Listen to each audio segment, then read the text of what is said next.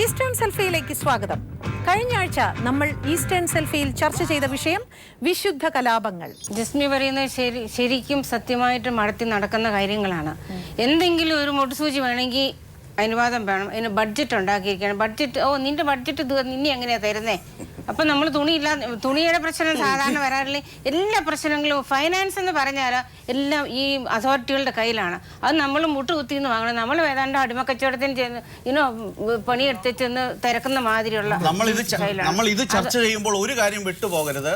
അത് നമ്മുടെ എല്ലാവരുടെയും മനസ്സിലിരിക്കണം.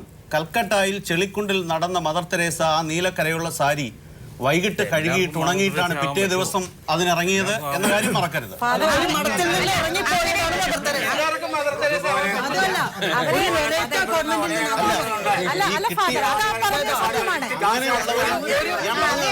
അങ്ങനെയുള്ളവരും സന്തോഷത്തോടെ സന്യാസം ജീവിച്ചവർ ഈ നാട്ടിൽ തന്നെ ഉണ്ട്. മാർപ്പാപ്പ വളരെ അസന്നിഗ്ധമായിട്ട് എല്ലാ കർദിനാൾമാരോടും മെത്രാന്മാരോടും പുരോഹിതന്മാരോടും പറഞ്ഞ് നിങ്ങൾ ലളിത ജീവിതം നയിക്കുക, ആഡംബര കാറുകൾ നിങ്ങൾ ഉപേക്ഷിക്കുക, ജനങ്ങളിലേക്ക് വിശ്വാസികളിലേക്ക് ഇറങ്ങിച്ചെല്ലുക. ഇതിന് സമാനമായിട്ട് എത്ര മെത്രാന്മാര് ഈ ആഡംബര കാറുകൾ മാറ്റിക്കളഞ്ഞിട്ടുണ്ട്. ഇവിടുത്തെ ഒരു ബിഷപ്പിന് ഈ കാറിന്റെ നമ്പർ പ്ലേറ്റില് ഒരു നമ്പർ കിട്ടാത്തത് കൊണ്ട് അദ്ദേഹം എന്തുമാത്രം വിഷമിച്ചെന്ന് അറിയാമോ? വീട്ടിലേക്ക് വരുമ്പോഴുള്ള അല്ലെങ്കിൽ സമൂഹത്തിന് മുമ്പുള്ള ഒരു പീഡനം തീർച്ചയായിട്ടും അത് എനിക്ക് തന്നെയല്ല, മഠത്തിൽ നിന്ന് വരുന്ന ഏതൊരു സിസ്റ്റേഴ്സിനും വീട്ടില് അക്സെപ്റ്റൻസ് ഉണ്ടാവില്ല. എന്ത് തരത്തിലുള്ള വീട്ടില് അനുവാദമില്ല. ഇപ്പൊ പറഞ്ഞതുപോലെ ഇല്ല, തീർച്ചയായിട്ടും ഇല്ല. പിന്നെ അവരെ നമ്മള് മറ്റുള്ളവരുടെ മുമ്പിൽ എപ്പോഴും ഒരു മടം ചാടി. എന്നെ സംബന്ധിച്ച് പേഴ്സണലായിട്ട് ഞാൻ പറഞ്ഞാൽ എനിക്ക് അതിന് താല്പര്യം ഉണ്ടായില്ല, പോരാൻ താല്പര്യമുള്ള ഒരു വ്യക്തിയല്ലായിരുന്നു. പക്ഷെ എന്നെ ആ രീതിയിലേക്ക് ആക്കി. മക്കളുടെ അവസ്ഥ എന്തായിരിക്കും? ഇപ്പോഴും ആ മക്കളോട് പറയുന്ന നിങ്ങൾ അച്ഛന്റെ കന്യാസ്ത്രീയുടെ മക്കള് ഈ പറഞ്ഞ കാര്യം സമൂഹം ബോധപൂർവ്വം സൃഷ്ടിക്കുന്ന, പ്രത്യേകിച്ച് സഭാ നേതൃത്വം ബോധപൂർവ്വം സൃഷ്ടിക്കുന്ന ഒരു അതായത് മറ്റ് പ്രൊഫഷൻ പോലെ തന്നെ ഈ പറഞ്ഞ പുരോഹിതരും ജോലി തന്നെയാണ്. സമൂഹത്തിലൊരു മാന്യമായ സ്ഥാനം മറ്റ് ജോലികൾക്ക് കിട്ടുന്ന പോലെ തന്നെ പുറത്തിറങ്ങി വരുന്ന ആൾക്കൊരു മാന്യ സ്ഥാനം കിട്ടുകയും അത്യാവശ്യം അവരുടെ സർവീസ് അനുസരിച്ച് മാന്യമായ ഒരു പ്രതിഫലം സഭയിൽ നിന്ന് കൊടുക്കുകയും ചെയ്താൽ കൃത്യമായിട്ട് ഞാൻ പറയുന്നു, അവർ 60% ആളുകളും പുറത്തേക്ക് വരാൻ തയ്യാറാണ്. അത്രമാത്രം വീർപ്പ് മുട്ടുന്നുണ്ട് ഇതിൻ്റെ ഉള്ളിൽ നിന്ന്. അതുപോലെ തന്നെ ഈ ഞങ്ങൾ ദേശീയ സമ്മേളനം വിളിച്ചു കൂട്ടിയ സമയത്ത് ഞങ്ങൾക്ക് ഫീൽ ചെയ്തൊരു കാര്യം പറയാം. ഈ പറഞ്ഞ് പുറത്തു വന്ന ആളുകൾ മുഴുവൻ സഭാ നേതൃത്വത്തിൽ നിന്നും വലിയ അതിക്രമങ്ങൾ ഏറ്റുവാങ്ങിയ ആൾക്കാരാണ്. അവരെ എല്ലാ രീതിയിലും ആ നാട്ടിൽ നിന്ന് ഓടിക്കാൻ വേണ്ടിയിട്ടുള്ള, ആ നാട്ടിൽ നിൽക്കാൻ കഴിയാത്തൊരു സാഹചര്യം ബോധപൂർവ്വം ക്രിയേറ്റ് ചെയ്തിരിക്കുകയാണ്. ഇവിടെ നമ്മളെല്ലാവരും പറഞ്ഞു, ജസ്മി അത് പറഞ്ഞതിൽ എനിക്ക് ദുഃഖമുണ്ട്. കാരണം പറഞ്ഞോട്ടെ, ജസ്മിക്ക് അണ്ടർ ഗാർമെന്റ്സ് പോലും മേടിച്ച് കിട്ടിയില്ല എന്ന് ഇവിടെ പറഞ്ഞപ്പോൾ അപാരമായി ദുഃഖിച്ചവനാണ് ഞാൻ. ജസ്മിയോളോ കോളേജിൻ്റെ പ്രിൻസിപ്പളായിരുന്നു. ജസ്മിക്ക് എന്താ വേണ്ടിയിരുന്നത്? ഒരു കാർ മേടിച്ച് തരണമായിരുന്നോ? ഞാൻ ചോദിക്കുന്നത്, ഇവിടെ നിങ്ങൾ 3 വ്രതം എടുക്കുന്നുണ്ട്, ഞങ്ങളോടൊക്കെ ഞാൻ വ്രതം എടുത്തവനല്ല, ഞാനൊരു പള്ളി നോക്കുന്ന പറയണം. നിങ്ങൾ വ്രതം എടുക്കുമ്പോൾ അനുസരണം, ദാരിദ്ര്യം, കന്യാവ്രതം 3 അല്ലേ? ഇതിനകത്ത് ദാരിദ്ര്യത്തിന് പിന്നെ എന്തർത്ഥം ജസ്മി? നിങ്ങൾക്കെല്ലാം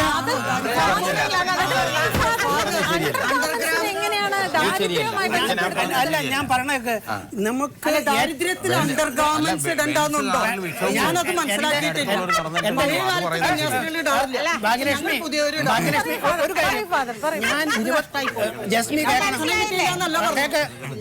ജസ്മി, ഞാൻ 26 കൊല്ലമായി മദർ തെരേസയുടെ കോൺവെന്റിലെ ചാപ്ലിനാണ് ഞാൻ. അവരുടെ ഒരു കന്യാസ്ത്രീക്ക് 2 ഉടുപ്പേ ഉള്ളൂ. ഒന്ന് കഴുകിയിടുമ്പോൾ ഒന്ന് ധരിക്കുന്നു. എനിക്ക് ഉടുപ്പ് കിട്ടിയില്ല എന്നും പറഞ്ഞവർക്ക് നിലവിളിച്ചത് എത്ര അർത്ഥപൂർണമാണെന്ന് നിങ്ങൾ ആലോചിക്കണം. എനിക്ക് പുറത്തിടുന്ന ഡ്രസ് ഇല്ല എന്നല്ല ഞാൻ പറഞ്ഞു, അണ്ടർ ഗാർമെന്റ്സ്. എന്റെ പുറംമൂടി ഡ്രസ്സല്ല ഞാൻ പുരുഷന്മാരെക്കാൾ കൂടുതൽ അത്തരം ആവശ്യങ്ങൾ വിശ്വസിക്കുന്നുണ്ടോ?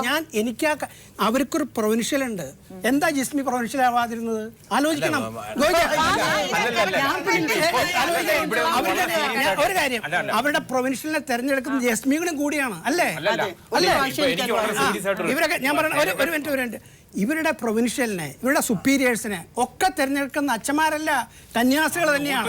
അവരുടെ ആവശ്യങ്ങൾ സീരിയസ് ആയിട്ട് തേലക്കെട്ടച്ഛൻ സിസ്റ്റർ ജസ്മി പറഞ്ഞ കാര്യങ്ങൾ, പണ്ടത്തെ ആ പഴഞ്ചൻ രീതികളെക്കുറിച്ച് പറഞ്ഞുള്ള വേദനയോടുകൂടി പറഞ്ഞുള്ള കാര്യങ്ങൾ ഇനി പുതിയ തലമുറയിൽപ്പെട്ട സിസ്റ്റേഴ്സിന് അത് അതുപോലുള്ള ബുദ്ധിമുട്ട് ഉണ്ടാതിരിക്കാൻ വേണ്ടി ഒരു വിമർശനം ഉൾക്കൊണ്ടുകൊണ്ട് ആ തെറ്റായ പ്രവണതകൾ ഗവൺമെന്റിലുള്ളത് മാറ്റുന്നതിന് വേണ്ടി സഭ ചർച്ച ചെയ്യുന്നതിന് പകരം പറയുന്ന ആളെ വിമർശിക്കുന്നത് ശരിയല്ല. ആ കോൺഗ്രിഗേഷനിലുള്ള സുപ്പീരിയേഴ്സ് ഉണ്ട്, ഇവർ തന്നെ എലക്ട് ചെയ്ത സുപ്പീരിയേഴ്സ് ആണ്.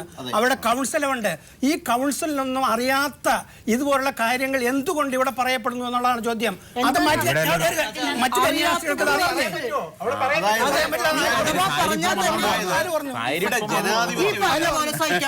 തേലക്കാട്ടച്ചൻ പറഞ്ഞതിനോട് ചേർത്ത് ഒറ്റ സെന്റൻസ് ഞാൻ കൂട്ടിച്ചേർക്കുകയാണ്. ജനാധിപത്യമില്ല, സ്വാതന്ത്ര്യമില്ല, അതെല്ലാം പാപമാണ് എന്നൊക്കെ പറഞ്ഞിടത്ത് ഒരു കാര്യം മാത്രം ചോദിക്കുകയാണ്. ഞങ്ങൾ ഇടവക വൈദികരെ സംബന്ധിച്ച് ഞങ്ങളുടെ മെത്രാന്മാരെ ഞങ്ങൾ വോട്ടിട്ടല്ല തിരഞ്ഞെടുക്കുന്നത്.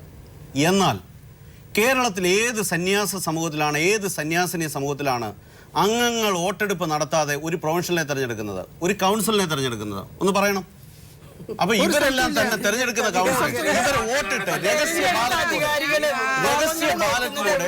രഹസ്യ ബാലറ്റിലൂടെ വോട്ടിട്ട് തെരഞ്ഞെടുക്കുന്നവരാണ്. എന്നിട്ട് പറയാം അവരാരും ഞങ്ങളെ കേൾക്കുന്നില്ല. പറഞ്ഞതുപോലെ രഹസ്യ ബാലറ്റിലൂടെ നിങ്ങൾ തെരഞ്ഞെടുത്ത അതേ പ്രസ്ഥാനത്തിനോട് നിങ്ങൾ എതിർപ്പ് പറയുമ്പോൾ എന്തിനാണ് നിങ്ങൾ അവരെ തെരഞ്ഞെടുക്കുന്നതെന്നൊരു ചോദ്യം. ഈ പറഞ്ഞ ആളുകൾ തന്നെയാണ് എപ്പോഴും തെരഞ്ഞെടുക്കപ്പെടുന്നത്, വേറെ ആളുകളില്ല. വോട്ട് ചെയ്യുന്നതും അതേ ആളുകളാണ്. അവകാശം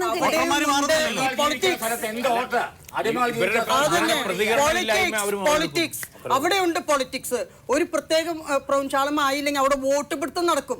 തലേ ദിവസം പ്രാർത്ഥിക്കാനൊരു ദിവസമുണ്ട്, അത് പരിശുദ്ധാത്മാവ് ഇറങ്ങി വരാനാണ്. ആ ദിവസം പ്രാർത്ഥനയെല്ലാം നടക്കുക. സംഘം ചേർന്ന് വോട്ട് പിടുത്തം.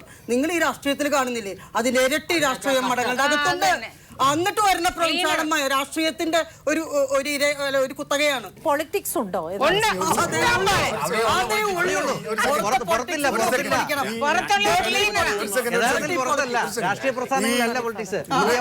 ഇവിടെ പറഞ്ഞു ഈ പുറത്തുപോയ സന്യസ്തരൊന്നും ഒരിടത്തും ജീവിക്കുന്നില്ല എന്ന്. എനിക്കറിയത്തില്ല, അങ്ങനെ ഒരു യാന്ത്രിക ലോകം ഉണ്ടാക്കി ജീവിക്കുകയാണോ എന്നറിയത്തില്ല. ഒന്നത്. രണ്ട്, ഈ നമ്മൾ ഈ അടുത്ത കാലത്ത് കണ്ടതാണ്, പറഞ്ഞിട്ടുണ്ട്, അടുത്ത കാലത്ത് കണ്ടതാണ്. ഈ ആഗോള സഭയിൽ പരിശുദ്ധ ഫ്രാൻസിസ് മാർപ്പാപ്പയെ തിരഞ്ഞെടുത്താണ്. ഇവിടെ മാധ്യമങ്ങളും ഇവിടെ ബാക്കി എല്ലാ പ്രസ്ഥാനങ്ങളും ചില ആളുകളുടെ കർദിനാൾമാരുടെ പേരൊക്കെ നേരത്തെ പ്രഖ്യാപിച്ചു. ധാരാളം നടപടികൾ നടന്നു.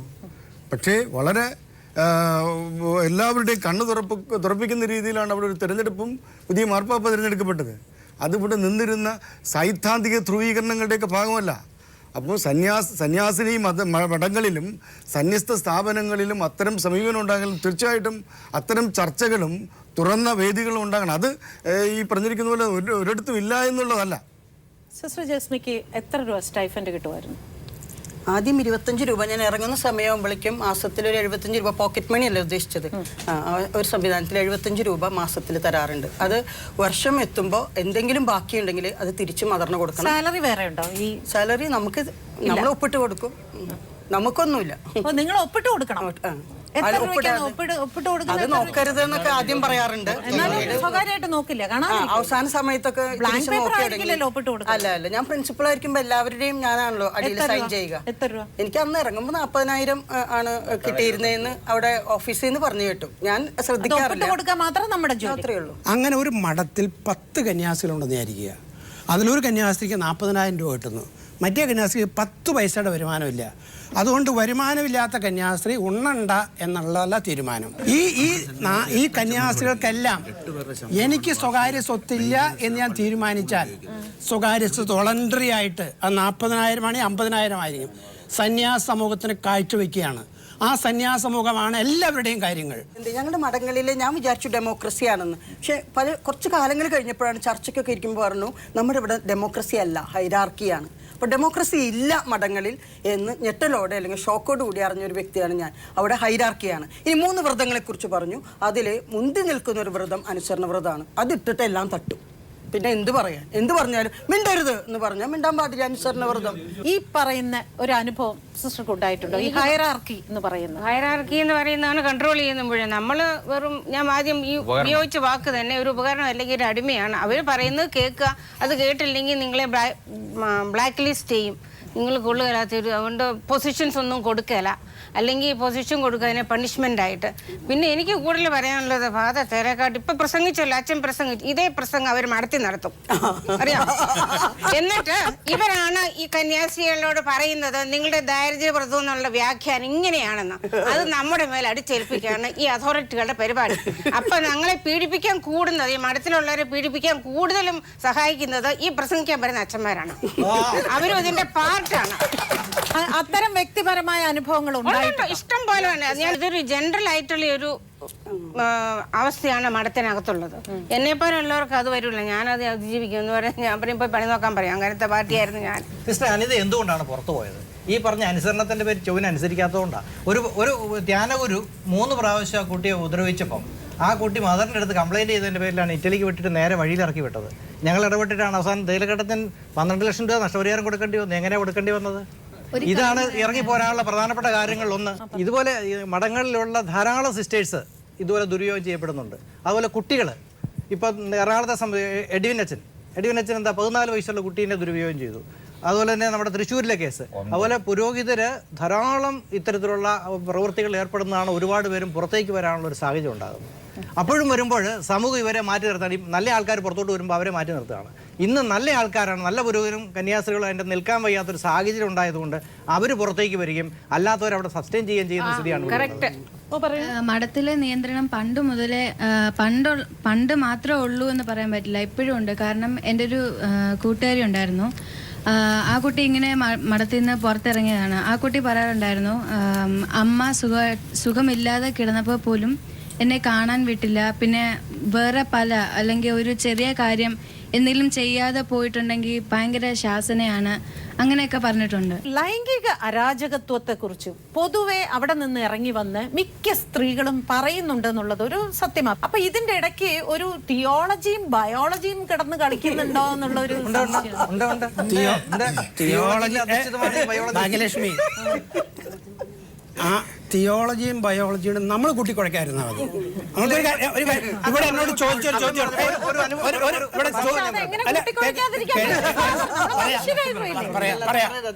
നേരെ എന്നോട് ചോദിച്ചൊരു ചോദ്യമാണ്, വ്യക്തിപരമാണ്.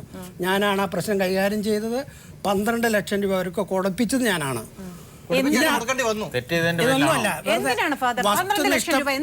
പറയാം, ഇവർ വസ്തുനിഷ്ഠമല്ലാത്ത 100 കാര്യങ്ങൾ ഇദ്ദേഹം പറഞ്ഞു.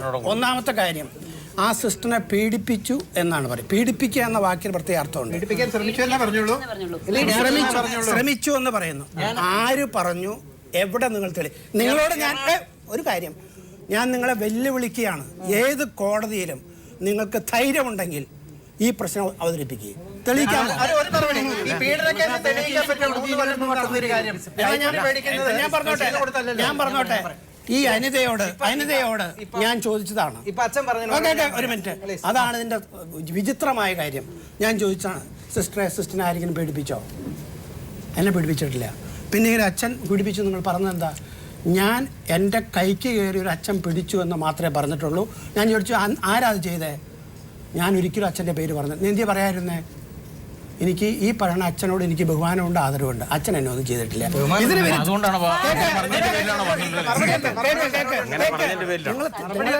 അത് കഴിഞ്ഞ് ഞാൻ പറയാ, അങ്ങനെ ഒരു അച്ഛൻ പീഡിപ്പിച്ച പോലീസ് കേസ് എടുക്കാൻ വകുപ്പുണ്ട്, എടുക്കണം. നിങ്ങൾക്ക് ധൈര്യം. ഞാനൊരു സാധാരണ സംശയം ചോദിച്ചോട്ടെ. ഇപ്പൊ സിസ്റ്റർ ജസ്മി പറഞ്ഞു അവര് പുറത്തിറങ്ങിയപ്പോ അവർക്ക് 1 രൂപ പോലും സഭയിൽ നിന്ന് കൊടുത്തിട്ടില്ല. പക്ഷേ ഈ അനിത സിസ്റ്റർക്ക് 12 ലക്ഷം രൂപ കൊടുത്തതായും പറയുന്നു. അവര് രണ്ടാമത്തെ കോൺട്രിഗേഷൻ എന്നാണ് പുറത്തു വരുന്നത്. ആദ്യം കോഴിക്കോടുള്ള ഒരു കോൺട്രിഗേഷനിൽ ചേർന്ന് 8-10 കൊല്ലം അതിൽ സേവനം ചെയ്തു. അവിടെ നിന്ന് അവരെ പുറത്താക്കിയപ്പോൾ രണ്ടാമത് ചേർന്നാണ് ഈ കോൺട്രിഗേഷൻ. ഇവിടെ നിന്നും അവരെ പുറത്താക്കിയാണ്. അവർ സ്വമനസ ഒന്നല്ല. പുറത്താക്കിയ കാരണങ്ങളെക്കുറിച്ച് ഞാൻ ഒന്നും പറയുന്നില്ല. കാരണം അത് നിങ്ങളോട് പറയാൻ പറ്റില്ല. എനിക്ക്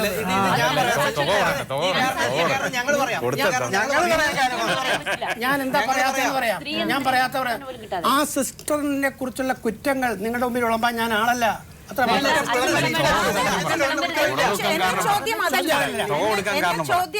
ഞാൻ സിസ്റ്ററോട് ചോദിച്ചു, സിസ്റ്ററിന്റെ എന്താ പരാതി എന്നോട് പറഞ്ഞു. എനിക്ക് തിരിച്ചാ മഠത്തിലേക്ക് പോകണമെന്ന് പറഞ്ഞു. എനിക്ക് സാധിക്കില്ല, അവർ പുറത്താക്കിയവരെ എടുക്കാൻ പറ്റില്ല. പിന്നെ എന്താ സിസ്റ്ററിന്റെ ദുഃഖം? എനിക്ക് 30 ലക്ഷം രൂപ ആണെന്ന് പറഞ്ഞു. ഈ സിസ്റ്റർ ഞാൻ പറഞ്ഞു സിസ്റ്ററിന്റെ ബന്ധപ്പെട്ട മെത്രാന്മാരോടും അധികാരിയോടും ഞാൻ പറയാം. ഞാൻ പറഞ്ഞ കൂട്ടത്തിലൊരു കാര്യം പറഞ്ഞു, അത് വളരെ പ്രധാനമാണ്. 24 വയസ്സുള്ളപ്പോഴാണ് ഇവർ കോൺഗ്രിഗേഷനിൽ ചേരുന്നത്. ഇപ്പോൾ ഇവർക്ക് 40 വയസ്സായി. ഈ 40 വയസ്സായ ഒരു സിസ്റ്ററിനെ ഒരു കോൺഗ്രിഗേഷന് പുറത്തേക്ക് വിടുമ്പോൾ മാനുഷികമായി ചെയ്യേണ്ട ഉത്തരവാദിത്വം അവർ ചെയ്തില്ല എന്ന് ഞാൻ ആ മെത്രാന്മാരോട് പറഞ്ഞു. അവരാണ് ആ സിസ്റ്ററിനെ സമൂഹത്തിൽ അവരെ അഡ്ജസ്റ്റ് ചെയ്യാൻ, അവരെ പുനരധിവസിപ്പിക്കാനും വേണ്ടി 12 ലക്ഷം രൂപ ഔദാര്യപൂർവ്വം കൊടുത്തത്. അതിനകത്ത് അത് ഒരാൾക്ക് മാത്രമേ ഉള്ളൂ. ഈ സിസ്റ്റർ ജസ്മിക്ക് കൊടുത്തിരുന്നെങ്കിൽ അങ്ങനെ ഒരു പുസ്തകം പുറത്തു വരുമായിരുന്നോ എന്ന് എനിക്കൊരു സംശയമുണ്ട്. ഞാൻ ചോദിക്കട്ടെ, ജെനുവിനായ ക്വസ്റ്റ്യൻ ആണ്. അനിത എന്ന് പറയുന്ന സിസ്റ്ററെ ഞങ്ങളുടെ അടുത്ത് ഞങ്ങളെ സമീപിക്കുകയും സംഘടനയെ അത് ബന്ധപ്പെടുകയും ചെയ്തതിന് ശേഷം ഞങ്ങൾ എറണാകുളം മെത്രാനെ രേന്ദ്രൻ മെത്രാനെ കാണുകയും കാര്യങ്ങൾ പറഞ്ഞു ചെയ്തപ്പോൾ നിങ്ങൾക്ക് അറിയാൻ മേലെ കുട്ടി സഭയിലെ നിയമങ്ങളൊക്കെ ഇനിയൊന്നും തരാനില്ലെന്ന് പറഞ്ഞു. അത് കഴിഞ്ഞ് ഞങ്ങൾ പ്രസ് മീറ്റ് വിളിച്ചു എറണാകുളത്ത് പ്രസ് മീറ്റ് വിളിച്ചതിൻ്റെ കോപ്പി ഉണ്ടെങ്കിൽ അച്ഛനൊന്ന് എടുത്ത് കാണണം. ആരാ കൊച്ചിനെ ഉപദ്രവിച്ചെന്ന് പച്ചയായിട്ട് പറഞ്ഞിട്ടുണ്ട് ആ കുട്ടി. എന്നിട്ട് അച്ഛൻ എന്തിനാ കള്ളം പറയുന്നതിന്? എന്നോട് പറഞ്ഞിട്ടില്ല. എന്നോട് പരസ്യമായിട്ട് ജനങ്ങൾ മുഴുവൻ വെച്ചിട്ടുണ്ട്. ഭയന്നിട്ടാണോ ഈ പറയുന്നത്? ഇവർക്കൊക്കെ ഭീഷണി ഉണ്ടെന്ന് പറയുന്നു. ഞാൻ ചോദിക്കുന്നത്, സിസ്റ്റർ എന്നോട് പറഞ്ഞില്ല. ആ സിസ്റ്ററിന് ഇന്നും അതിനെതിരെ കേസിന് പോകാൻ സ്വാതന്ത്ര്യം. അതുപോലെ തന്നെ കേസിന് പോകത്തില്ല. ഞാൻ ചോദിച്ചത് ഇവരൊക്കെ പറയലില്ലേ ചെയ്തോട്ടെ, എന്താ ഇവര് 12 ലക്ഷം രൂപ കൊടുത്ത ഓൺ കണ്ടീഷനാണ്. അല്ല, അച്ഛന്റെ പേര് വെളിപ്പെടുത്തിയില്ല. ആ കടലാസ് എഴുതി മേടിച്ച കടലാസ് എന്താണെന്നുള്ളത് നിങ്ങൾക്ക് ആർക്കെങ്കിലും കോടതിയെ വെല്ലുവിളിക്കാമെങ്കിൽ ഞാൻ മാധ്യമപ്രവർത്തകൻ കൊടുക്കണമെന്നാണ് പറഞ്ഞിരിക്കുന്നത്. കുഞ്ഞു പ്രായത്തിലെ പോയി ഈ ട്രെയിനിങ്ങിൽ പങ്കെടുക്കുന്ന സമയത്ത് പുറത്തെ കാര്യങ്ങളൊന്നും കാര്യമായിട്ട് മനസ്സിലാക്കാൻ പറ്റുന്നില്ല. അതുപോലെ തന്നെ പ്രൊഫഷണൽ ആയിട്ടുള്ള ഒരു പരിശീലനം ഒന്നും കാര്യമായിട്ട് കിട്ടുന്നുമില്ല. ഇതിൻ്റെ ഉള്ളിൽ നിന്നുകൊണ്ട് അവസാനം ഒരു കുപ്പായത്തിലേക്ക് പ്രവേശിച്ചു കഴിഞ്ഞാൽ ഇവരൊരു വലയ്ക്കകത്തായി പോവുകയാണ്. രക്ഷപ്പെടാൻ മാർഗമില്ലാത്ത രീതിയിലേക്ക് അതുപോലെ സമൂഹം ഇതുപോലെ ആക്കിയെത്തിക്കുന്നു. അതുകൊണ്ട് ഇവർക്ക് പ്രായപൂർത്തിയായതിനു ശേഷം ഒരു 25-26 വയസ്സായതിനു ശേഷം മാത്രം സെമിനാറിലേക്ക് എടുക്കുകയും ഈ 15 വർഷമൊന്നും 13 വർഷമൊന്നും 10 വർഷം എന്നൊക്കെ പറഞ്ഞ പീരീഡ് മാറ്റിയിട്ട് ഒരു 3 വർഷം വീതം വീണ്ടും അവരുടെ ഓപ്ഷൻ ചോദിച്ച് മേടിച്ചുകൊണ്ട് 3 വർഷം റിന്യൂ ചെയ്ത് കൊടുത്തുകൊണ്ട് ഈ 3 വർഷം ഒരു 4 വർഷത്തെ ട്രെയിനിങ് കൊടുത്ത് ഈ മേഖലയ്ക്ക് കൊണ്ടുവന്ന ഇതിന്റെ പകുതി പ്രശ്നം അവസാനിക്കും. ഈ ലൈംഗികവാദത്തിലെ ഒരു ക്ലോസ് ഉണ്ട്. അതായത് നമ്മുടെ പുരോഹിതന്മാർക്ക്, ഇഷ്ടമുള്ള പുരോഹിതന്മാർക്ക് വിവാഹം ചെയ്യാനുള്ള ഒരു ഇത് മാർപ്പാപ്പയിൽ നിന്ന് കിട്ടുകയാണെന്നുണ്ടെങ്കിൽ ഈ പ്രശ്നങ്ങൾക്കെല്ലാം ഒരു സൊല്യൂഷനായി. ഇത് ബൈബിൾ എടുത്തു കഴിഞ്ഞാൽ പേജ് 325-26 വളരെ വ്യക്തമായിട്ട് എഴുതിയിട്ടുണ്ട്. ഇവർക്ക് വിവാഹം കഴിക്കാം. പക്ഷേ 1150 ഇത് സ്റ്റോപ്പായത്. പറഞ്ഞില്ലേ, കത്തോലിക്ക സഭയുടെ നിയമം വെച്ച് ഒരേ സമയം പള്ളിയിലെ അച്ഛനും കൊച്ചിന്റെ അച്ഛനും ആകാൻ പറ്റത്തില്ല. കത്തോലിക്ക സഭ വിവാഹം, പൗരോഹിത്യം അതൊരു വലിയ വിശ്വാസത്തിൻ്റെ വിഷയത്തെക്കാൾ ഉപരി അതൊരു പാരമ്പര്യത്തിൻ്റെയും ഒരു ഡിസിപ്ലിൻ്റെയും വിഷയമാണ്. ഇതൊരു മാർപ്പാപ്പയ്ക്ക് തീരുമാനം എടുക്കാവുന്നേ ഉള്ളൂ. ഇനി കത്തോലിക്ക സഭയിൽ ഇത് രണ്ടും പറ്റത്തില്ല എന്നൊക്കെ അറിവില്ലായ്മ കൊണ്ട് പറയുന്നതാണ്. കത്തോലിക്ക സഭയിൽ 23 വ്യക്തിഗത സഭകളുണ്ട്. അതിൽ ലത്തീൻ സഭയ്ക്ക് ശേഷമുള്ള 22 പൗരസ്ത്യ സഭകളിൽ കേരളത്തിലെ സീറോ മലബാർ സഭയും മലങ്കര സഭയും ഒഴിച്ച് ബാക്കി 20 സഭകളിലും വിവാഹിതരായ പുരോഹിതരാണ്. ഇത് അറിയാൻ വയ്യാതെയാണ് നമ്മൾ സംസാരിക്കുന്നത്. 2, ഈ പരിശീലന കാലഘട്ടത്തിൽ ഏത് നിമിഷവും ഇത് വേണ്ടെന്ന് വയ്ക്കാനും വിവാഹം ചെയ്ത് കുടുംബജീവിതം നയിക്കാനും അവർക്കെല്ലാ സ്വാതന്ത്ര്യവും ഉണ്ട്. 3, പുരോഹിതരായിരിക്കെ തന്നെ ഇതേത് സമയത്തും എനിക്ക് ഈ നിയോഗമല്ല എന്നുള്ള തിരിച്ചറിവ് വന്നു കഴിയുമ്പോൾ വ്യക്തിപരമായി അത് അവസാനിപ്പിക്കാനും ഒരു സാധാരണ വിശ്വാസിയായി ജീവിക്കാനുള്ള എല്ലാ നിയമങ്ങളും ഈ സഭയിലുണ്ട്. ഇതെല്ലാം നമ്മൾ ഇത് ഭംഗിവാക്കല്ല. ഈ കൃത്യം ഒരു വളയത്തിനകത്തൂടെ പോകണമെന്നുണ്ടെങ്കിൽ നമ്മൾ വളയത്തിലൂടെ പോയേ പറ്റൂ. ഇതിന് പുറത്ത് നമുക്ക് ചാടിക്കൊണ്ടിരിക്കണം, നമുക്കൊന്നും ചെയ്യാൻ പറ്റില്ല.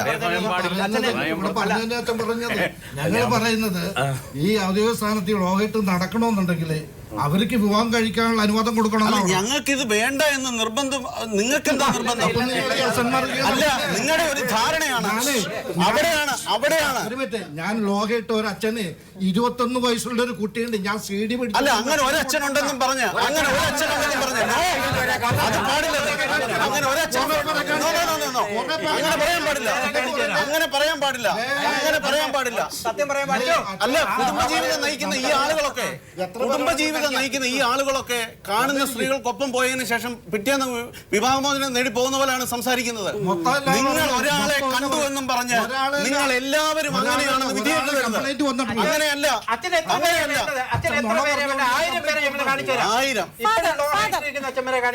ഫാദർ, ഞാൻ 3 പേരോടും കൂടിയാണ് ചോദിക്കുന്നത്. ഇപ്പൊ ഇവിടെ കേട്ട പലതരത്തിലുള്ള ആരോപണങ്ങളുണ്ട്. ഇപ്പോ ഇവിടെ നിന്ന് പുറത്തിറങ്ങി വന്ന ഒരു സംഘടനയുമുണ്ട്. എന്തുകൊണ്ട് ഈ സംഘടനാ പ്രതിനിധികളെ അല്ലെങ്കിൽ അംഗങ്ങളെയോ വിളിച്ചു നിർത്തി യഥാർത്ഥത്തിൽ ഇതിന്റെ പ്രശ്നം എന്താണ് എന്ന് സംസാരിക്കാനോ ചർച്ച ചെയ്യാനോ പരിഹരിക്കാനോ എന്തുകൊണ്ട് സഭയിൽ ധാരാളം ചർച്ചകളുണ്ട്. ചില സഭയുടെ ഉള്ളിൽ ഒരു ചർച്ചയില്ലാന്ന് ആരും കരുതില്ല. ഞാനൊരു കാരണം പറയാം. ഇപ്പോൾ വലിയ പള്ളികൾ പണിയുന്നു, ആഡംബര പള്ളികൾ പണിയുന്നു. ഈ പള്ളി പണിയുന്ന കമ്മിറ്റിക്കാർ അച്ഛന്മാരല്ല, ആ ഇടവയിൽ അംഗങ്ങളാണ്. അതുകൊണ്ട് ഇവരെല്ലാവരും കൂടി അച്ഛന്മാരുടെ തല കെട്ടിവെക്കാൻ ഞാൻ പറഞ്ഞോട്ടെ, ഒരു കാര്യം കൂടി. മനസ്സിലായി. ഇവിടെ പറഞ്ഞു വെക്കുന്നത് കന്യാസ്ത്രീ മഠത്തിൽ ചാടുന്നതാണ് വിമോചനം, വൈദികത്തിൽ നിന്ന് ചാടുന്നതാണ് അച്ഛൻ്റെ വിമോചനം എന്നൊരു ധ്വനിയുണ്ട്. അങ്ങനെയാണെങ്കിൽ ഇവർ കല്യാണം കഴിച്ചോടെ ഇരിപ്പുണ്ടല്ലോ. കല്യാണം 25 വയസ്സ് കടിച്ചു കഴിഞ്ഞാൽ പിന്നെയും പ്രായമില്ലേ, ചാടുന്നുണ്ടല്ലോ. ഈ അവിശ്വസ്തത എന്ന് പറയുന്നത് കല്യാണത്തിനും വിശ്വസ്തത വേണം, പൗരോഹിത്യത്തിലും വിശ്വസ്തത വേണം, സന്യാസത്തിലും വിശ്വസ്തത വേണം. അതില്ലാത്തൊരു സമൂഹമാണ് നമുക്ക് വേണ്ടതെങ്കിൽ ആയിക്കോട്ടെ. എന്റെ ചോദ്യം ഫാദറെ പറഞ്ഞല്ല. പൊതുവെ നമ്മളിപ്പോ ഇവിടെ ഏറ്റവും കേട്ടത് ലൈംഗികപരമായിട്ടുള്ള പീഡനങ്ങളെ കുറിച്ചാണ്. അതിനെ കുറിച്ച് ഫാദറിന് തീർച്ചയായിട്ടും പറയാം. ലൈംഗികമായ പീഡനത്തിന്റെ വിഷയങ്ങൾ ഉണ്ടായാൽ അതിഗൗരവമായി സഭ കൈകാര്യം ചെയ്യും. ഒരു സംശയം ഇവിടെ ഇരിക്കുന്ന ചെയ്ത കേസ് പുറത്തു വന്നിട്ടില്ല. ചെയ്ത കേസ് പുറത്ത് പറയില്ല. ഞാൻ പറയാൻ പറ്റില്ല.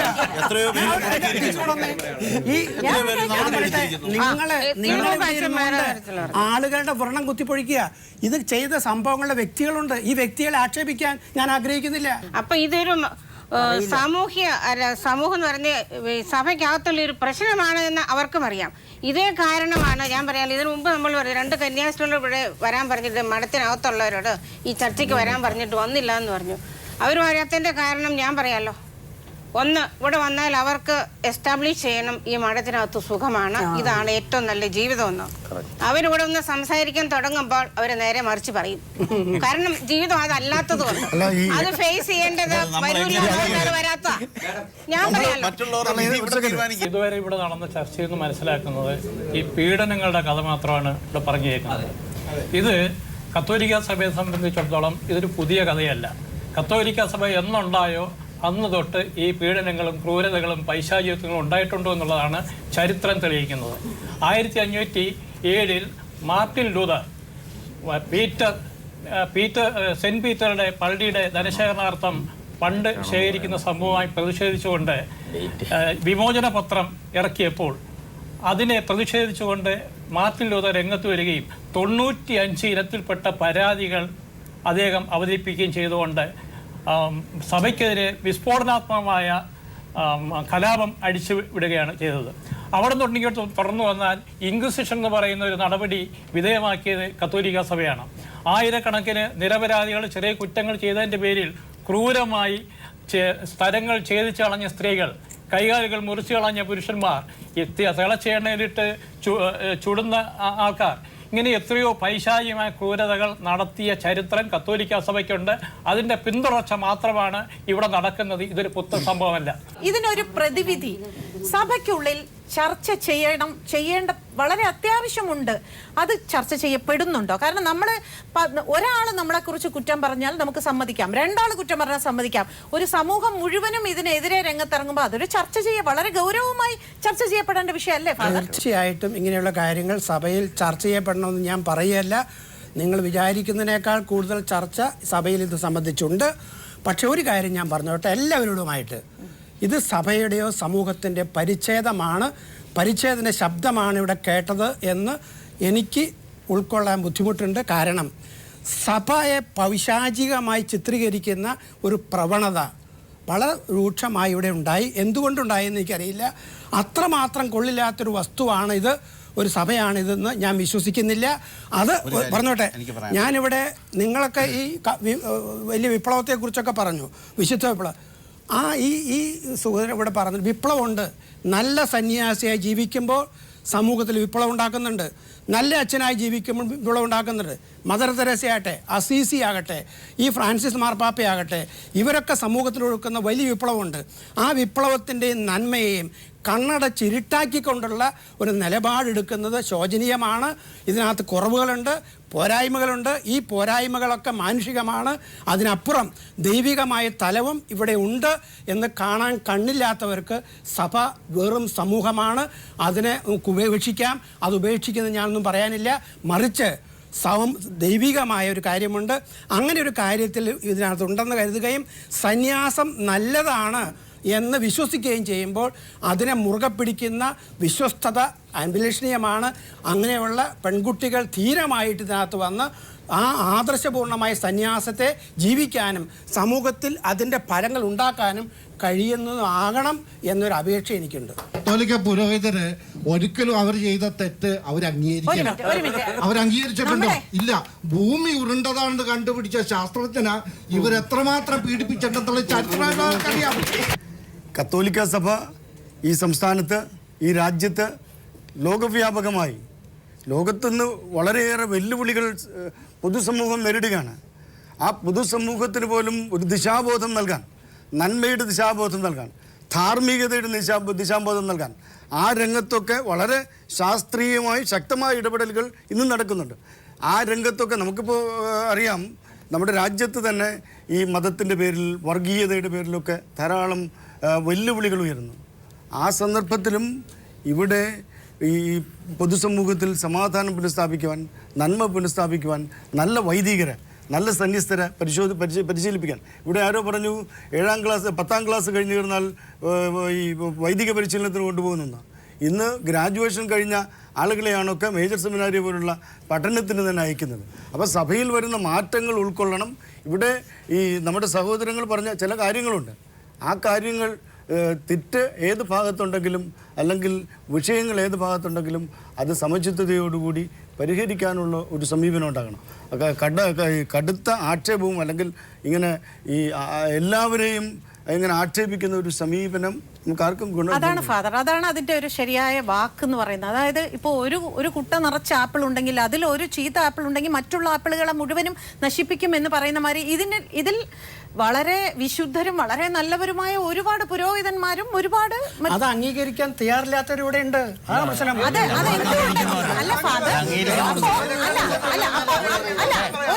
നമുക്കപ്പൊ അതിന്റെ ഇടയിലുള്ള ഈ പ്രശ്നങ്ങൾ പരിഹരിക്കപ്പെടാൻ നമുക്കൊരു ബാധ്യതയുണ്ടല്ലോ. ഈ ചർച്ചയില് നമ്മൾ എൻ്റെ പുറകുവശത്തിരുന്ന നീണ്ട നിരയോട് എന്തിനാ വിട്ടുപോയത്, എന്തായിരുന്നു പ്രശ്നമെന്ന് വീണ്ടും ആവർത്തിച്ച് മാഡം ചോദിച്ചു.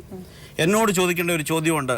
ഇത്രയും ബുദ്ധിമാന്മാരായ ആളുകൾ ഇത് വിട്ടുപോയപ്പോഴും ഞാൻ എന്തുകൊണ്ടാണ് ബുദ്ധിയില്ലാതെ ഇതിൽ നിൽക്കുന്നത് എന്ന്. എനിക്കതിൻ്റെ റീസണുണ്ട്. ദാരിദ്ര്യമാണ് സെമിനാരിയിൽ ചേരുന്നതെങ്കിൽ ഒരു മാനദണ്ഡമെന്ന് ഇവിടെ പലയിടത്തും ചർച്ചയിൽ കേട്ടു. ഞാൻ അധ്യാപകരായ മാതാപിതാക്കളുടെ മകനായി ജനിച്ച് സെമിനാരിയിൽ പോയ ആൾ. ദാരിദ്ര്യം ഒരിക്കലും ഞാൻ അനുഭവിച്ചിട്ടില്ല.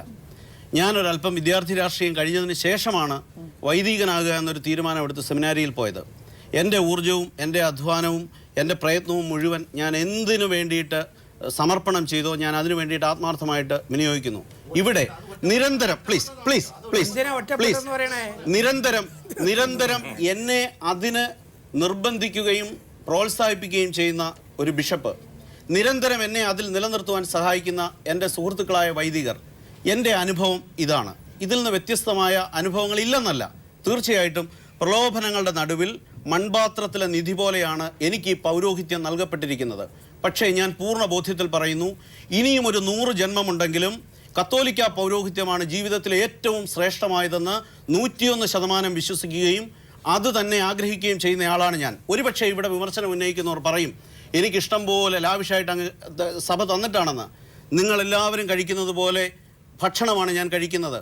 എന്നെ ഏൽപ്പിച്ചിരിക്കുന്ന ജോലിയുമായി ബന്ധപ്പെട്ടുള്ള സൗകര്യങ്ങൾ മറ്റൊരിടത്തേക്ക് മാറ്റപ്പെടുമ്പോൾ അവിടെ തരുന്ന സൗകര്യങ്ങൾ, അതിനപ്പുറത്തൊന്നുമല്ല ഞാൻ ഉപയോഗിക്കുന്നത്.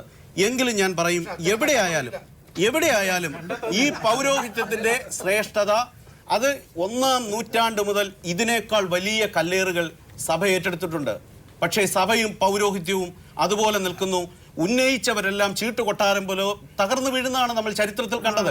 അതുകൊണ്ട് സഭ ഇതൊന്നും കണ്ട് ഭയപ്പെടും, ഇതെല്ലാം നിർത്തിക്കളയും എന്നത് വെറും മൂഢസ്വർഗത്തിലിരുന്നുള്ള വാദഗതികളാണ്. സന്യാസ മഠങ്ങളിലേക്ക് സന്യാസ അരൂപിയെ തിരിച്ചു കൊണ്ടുവരണം. അത് ചോർന്നു പോയിക്കൊണ്ടിരിക്കുകയാണ്. അത് ഒന്നാമത് സഭ മനസ്സിലാക്കണം, അല്ലെങ്കിൽ സന്യാസ ആശ്രമങ്ങൾ മനസ്സിലാക്കണം. ഈ ദൈവത്തെയും മാമോനെയും ഒന്നിച്ച് സേവിക്കാൻ കഴിയില്ല എന്ന സുവിശേഷവാക്യം ഇവിടെ മാമോൻ കയറി ഭരിക്കുന്നു. ദൈവം എവിടേക്കൊക്കെയോ പോകുന്നു. ഈ ഒരു അരൂപിയിലേക്ക്, ബൈബിളിന്റെ അരൂപി, ഈശോയുടെ അരൂപി, സന്യാസ അരൂപി, ഇതിലേക്ക് തിരിച്ചു വരാൻ മാത്രമാണ് ഞങ്ങളുടെയൊക്കെ ആഗ്രഹം. നശിച്ചു പോകണമെന്ന് ആരും ആഗ്രഹിക്കുന്നില്ല, നന്മ വരണമെന്നാണ് ഞങ്ങൾ ആഗ്രഹിക്കുന്നത്. ഒരു വല്ലാത്തൊരു അബ്നോർമൽ സിറ്റുവേഷനാണ് ഈ സഭ എന്ന് പറയുന്നത്, സന്യാസം എന്ന് പറയുന്നത്. അത് നോർമലാക്കാൻ സാധിക്കുകയില്ല എന്ന് വിശ്വസിച്ചുകൊണ്ടാണ് ഞാൻ അതിൽ നിന്ന് ഇങ്ങോട്ട് പോകുന്നത്. സത്യം പറയാമല്ലോ, ഈ അബ്നോർമലാണെന്ന് പറയാനായിട്ട് ഒരു കാരണം വിശ്വാസമാണെന്ന് പറയും. ഉത്തരം കിട്ടാതെ വന്നു കഴിയുമ്പോൾ എല്ലാവരും പറയുന്ന ഉത്തരം എന്താ പറയുക, അത് വിശ്വാസമാണെന്ന്. യുക്തിക്ക് ചേരാതെ, കോമൺ സെൻസിന് ചേരാതെ വന്നു കഴിയുമ്പോൾ വിശ്വാസമാണെന്ന് പറയും. അത് വെറും കള്ളത്തരമാണ്. ബുദ്ധിയോടെ ഉപയോഗിച്ചു ആണ് മനുഷ്യർ ജീവിക്കുന്നത്. ഈ അബ്നോർമൽ സിറ്റുവേഷൻ തുടർന്നുകൊണ്ടിരിക്കുന്നിടത്തോളം കാലം ഒരിക്കലും ഗതി ഉണ്ടാകില്ല. ഈ സംഘടനയുടെ ഇനിയുള്ള ലക്ഷ്യം എന്താണ്? തീർച്ചയായിട്ടും ഇന്ന് നമ്മൾ പല കാര്യങ്ങളും ഇവിടെ ചർച്ച ചെയ്തെങ്കിലും വളരെ വ്യക്തമായിട്ട് നമുക്ക് ബോധ്യപ്പെടുന്നൊരു കാര്യമുണ്ട്. സെമിനാരികളിലേക്ക് ഇന്ന് കുട്ടികളെ പറഞ്ഞയക്കാൻ മാതാപിതാക്കൾ മടി കാണിക്കുന്നു. ഒന്ന്, അങ്ങനെ ഒരു ബോധവൽക്കരണമാണോ? തീർച്ചയായിട്ടും ഉണ്ട്. ഞങ്ങൾ അതിലേക്കാണ് വരുന്നത്.